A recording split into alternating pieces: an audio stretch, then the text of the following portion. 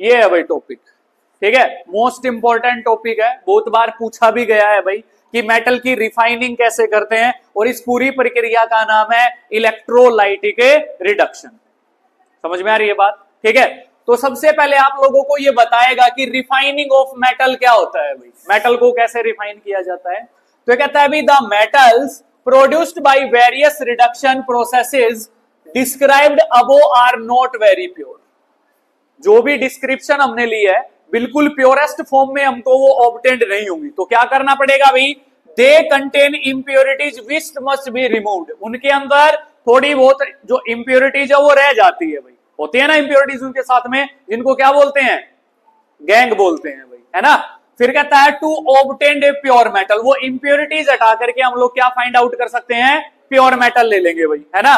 तो देन हमारे पास क्या होगा, the most widely used method of refining impure metals is electrolytic refining. सबसे ज्यादा जो यूज किया जाता है वो कौन सा मेथड होता है भाई, इलेक्ट्रोलाइटिक रिफाइनिंग या इलेक्ट्रोलाइटिक रिडक्शन का उपयोग करते हैं हम मेटल्स को रिफाइन करने में भाई। ठीक है भाई, ये आप लोग डायग्राम देख रहे हैं भाई, डायग्राम नंबर 3.12 है भाई हमारे पास। ठीक है, तो इसके अंदर क्या किया गया भाई, एक सॉल्यूशन भरा गया है भाई जिसका नाम है भाई, ये है भाई acidified copper sulphate solution. Acidified क्यों लिया भाई, क्योंकि ताकि ये अगर इसके अंदर से इलेक्ट्रिक करंट पास करें भाई हम लोग, तो इलेक्ट्रिक करंट को क्या करे भाई, अपने अंदर से पास कर सके, कंडक्ट कर सके। तो एसिडिक सॉल्यूशन एक इलेक्ट्रिक करंट क्या करता है, कंडक्ट करता है। सेकंड चैप्टर में आप लोगों ने पढ़ा होगा, क्योंकि एक्वस सॉल्यूशन ऑफ एसिड क्या डिसोसिएट करेगा, आयन डिसोसिएट करेगा। आयन की प्रेजेंस में इलेक्ट्रिक करंट क्या करेगा, वो कंडक्ट करेगा, सीधी सी बात है। समझ में आ रही बात? ठीक है, फिर हमारे पास क्या होगा, इस वाले इलेक्ट्रोड को क्या नाम दे दिया, एनोड। किसके साथ जोड़ दिया, positive terminal of the battery. इस वाले को क्या नाम दे दिया, कैथोड। किसके साथ जोड़ दिया, negative terminal of the battery. कौन सी ट्रिक लगी इसके अंदर, डोंट पैनिक ट्रिक लगी है भाई।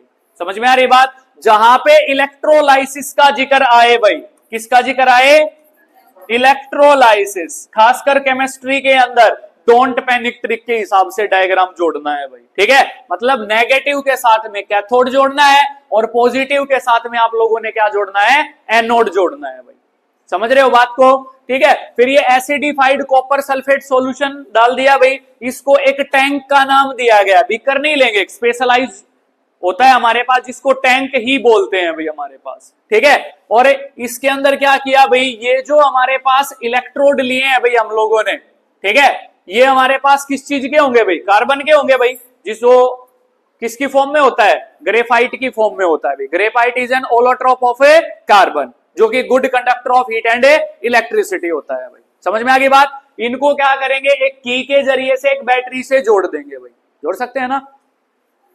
जब भी इसके अंदर से क्या करेंगे, इलेक्ट्रिक करंट पास करेंगे भाई। ठीक है, तो जो कॉपर सल्फेट सॉल्यूशन होगा बेटा, वो कॉपर और सल्फेट के अंदर टूट जाएगा भाई, डिसोसिएट हो जाएगा। कहने का मतलब कैसे हो जाएगा भाई, हमारे पास है जैसे कॉपर सल्फेट है भाई, एसिडिफाइड है, अगर इसके अंदर से क्या चीज पास कर दी भाई, इलेक्ट्रिक करंट पास कर दी, ठीक है, तो ये टूट जाएगा भाई कॉपर आयन के अंदर और सल्फेट आयन के अंदर भाई। कॉपर के कैटायन बनेंगे और सल्फेट के एनायन बनेंगे। समझ में आ रही है बात? ठीक है, फिर क्या होगा भाई इसके अंदर,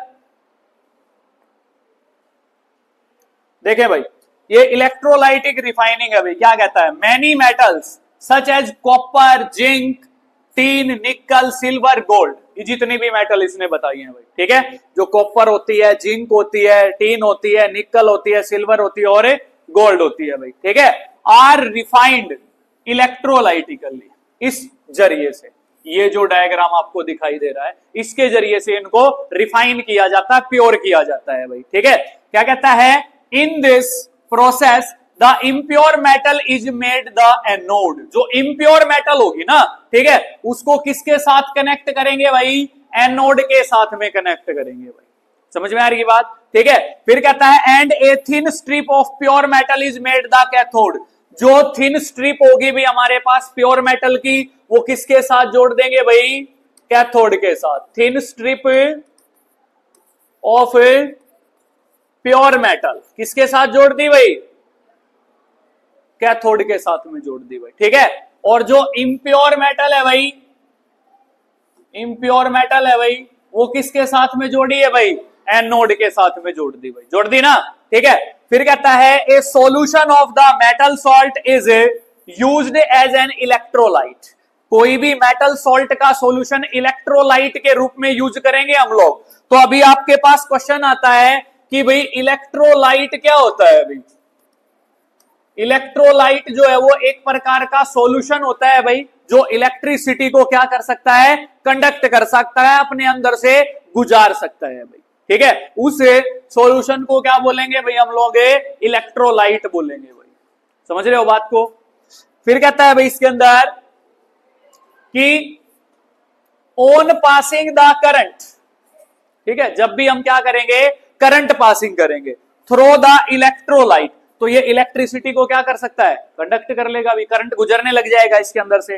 the pure metal from the anode dissolve into the electrolyte. इससे पहले क्या काम होगा, मैंने बताया आप लोगों को कि जब भी आप लोग करंट पास करेंगे तो जो कॉपर सल्फेट सॉल्यूशन है वो किस में टूट जाएगा, कॉपर में और सल्फेट में टूट जाएगा, टूट जाएगा ना। टूटने के बाद ही तो कॉपर अलग डायरेक्शन में जाएगा भाई, है ना। अकेले कॉपर सल्फेट को अट्रैक्ट नहीं करेगा नेगेटिव टर्मिनल, तो किसको अट्रैक्ट करेगा, जिसके पास पॉजिटिव चार्ज होगा। और पॉजिटिव चार्ज किसके पास होता है, कॉपर के पास होता है। अभी सल्फेट के पास नेगेटिव होता है, तो सल्फेट को क्या करेगा, रिपेल करेगा, रिपल्शन करेगा भाई, ठीक है।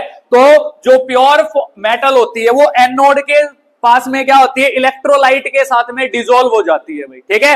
एन इक्विवेलेंट या इक्वल अमाउंट भी कर सकते हैं, इक्विवेलेंट की जगह आप लोग, ठीक है। An equal amount of pure metal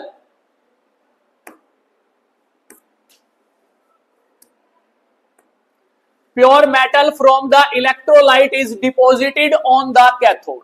ये क्या कहता है कि भाई सबसे पहले हमारे पास हमने लिया था CuSO4 सॉल्यूशन, और जब उसके अंदर से इलेक्ट्रिक करंट पास कर दिया, ठीक है, तो ये किस में टूट गया भाई, Cu प्लस में टूट गया हमारे पास, और SO4 माइनस में टूट गया भाई, ठीक है। इसके ऊपर पॉजिटिव चार्ज आयन है और इसके ऊपर नेगेटिव चार्ज आयन है। ये टूट गया भाई, टूटने के बाद ये क्या करेगा, उस इलेक्ट्रोलाइट में डिसॉल्व हो जाएगा, ठीक है। और डिसॉल्व होने के बाद कौन से सिरे की तरफ जाएगा, एनोड की तरफ, कैथोड की तरफ, कैथोड की तरफ जाएगा, क्योंकि वो नेगेटिव टर्मिनल के साथ ज्वाइन कर रखा है भाई, ठीक है। ये उस साइड में चला जाएगा भाई, ठीक है। और उसके ऊपर क्या हो जाएगा भाई, जमा हो जाएगा भाई कैथोड के ऊपर, ठीक है। क्योंकि कैथोड जो है वो नेगेटिव टर्मिनल से है भाई, और ये किससे है भाई, पॉजिटिव है भाई, तो पॉजिटिव नेगेटिव को अट्रैक्ट करेगा। तो जो सारा का सारा कॉपर होगा प्योर मेटल के रूप में, वो किस कौन से इलेक्ट्रोड के ऊपर चिपक जाएगा, कैथोड के ऊपर भाई, समझ में आ गई बात, ठीक है। फिर कहता है द सोल्यूबल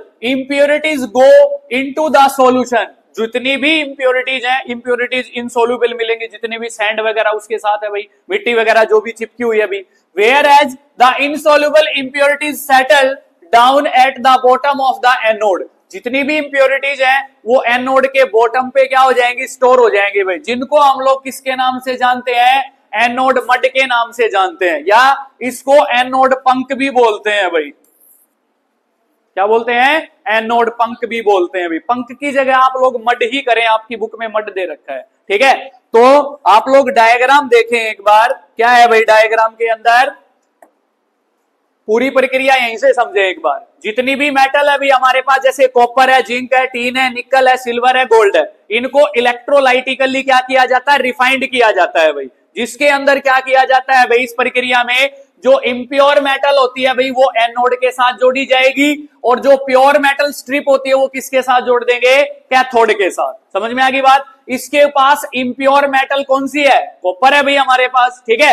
वो किसके अंदर डिसॉल्व होने लग जाएगी, इस इलेक्ट्रोलाइट के अंदर डिसॉल्व हो जाएगी भाई, हो जाएगी ना। तो इस कॉपर मेटल को कौन अट्रैक्ट करेगा, कैथोड अट्रैक्ट करेगा ना। तो वो सारी की सारी कॉपर मेटल कहां पे जमा हो जाएगी, इस कैथोड के ऊपर जमा हो जाएगी। समझ में आ गई बात। तो अगर यहां से कॉपर मेटल इसके अंदर डिसॉल्व हो रही है तो इंप्योरिटीज कहां जाएंगी, इस सॉल्यूशन के अंदर आ जाएंगी। जो सोल्यूबल इंप्योरिटीज है वो इसके अंदर घुली हुई रहेंगी, जो इनसोल्यूबल है वो यहां पे क्या होगा, एनोड टर्मिनल के नीचे जमा हो जाएंगी, जिसको हम लोग क्या बोलते हैं भाई, एनोड मड के नाम से जानते हैं। ये पूरी प्रक्रिया है भाई इलेक्ट्रोलाइसिस ऑफ कॉपर सल्फेट। ठीक है, या इलेक्ट्रोलाइटिक रिडक्शन या इलेक्ट्रोलाइटिक रिफाइनिंग। ठीक है भाई, इस डायग्राम के नीचे क्या कहता है भाई, ये कहता है electrolyte refining of copper, the electrolyte is a solution acidified copper sulphate. जो इलेक्ट्रोलाइट ये सॉल्यूशन लिया हुआ है वो कौन सा है भाई, एसिडिफाइड कॉपर सल्फेट लिया है भाई। ठीक है, the anode is impure copper, जो एनोड है भाई वो इम्प्योर कॉपर स्ट्रिप है भाई। ठीक है, on passing electric current pure copper is deposited on the cathode. जब भी इलेक्ट्रिक करंट पास करते हैं तो जो प्योर कॉपर होता है वो कौन से टर्मिनल पे चला जाएगा, कैथोड वाले टर्मिनल पे चला जाएगा भाई।